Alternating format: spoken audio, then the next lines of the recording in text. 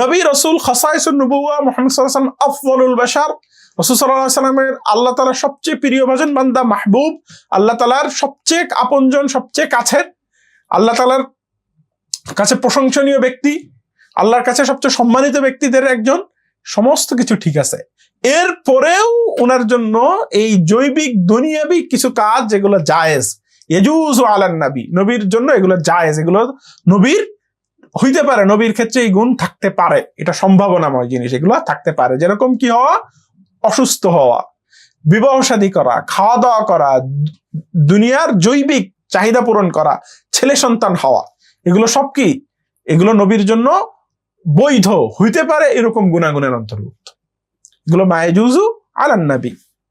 এই জন্য পবিত্র কোরআনে মক্কার মুশরিকরা এটা নিয়ে অভিযোগ করছে, মা লিহাযার রাসূল ইয়াকুলু আত-তাআমা ওয়া ইয়ামশি ফিল আসওয়াক, এ কেমন নবী, আহার করে, খাওয়া দাওয়া করে, বাজারে ঘোরাঘুরি করে, আবার নবী হয় কি করে?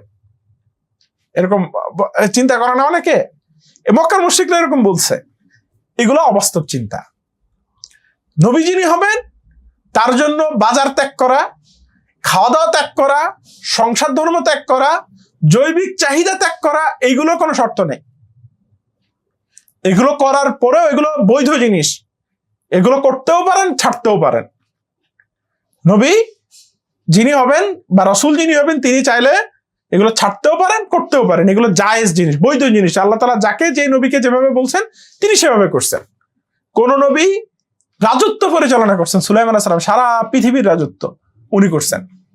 কোন নবী রাজত্ব করেনি না, এগুলো জায়েজ জিনিস। নবীর জন্য রাজা হওয়াও জরুরি না, আবার রাজা না হওয়াও জরুরি না, এগুলো বৈধ জিনিস। আল্লাহ যাকে যেভাবে নির্দেশনা করেছেন তিনি সেভাবে করেছেন।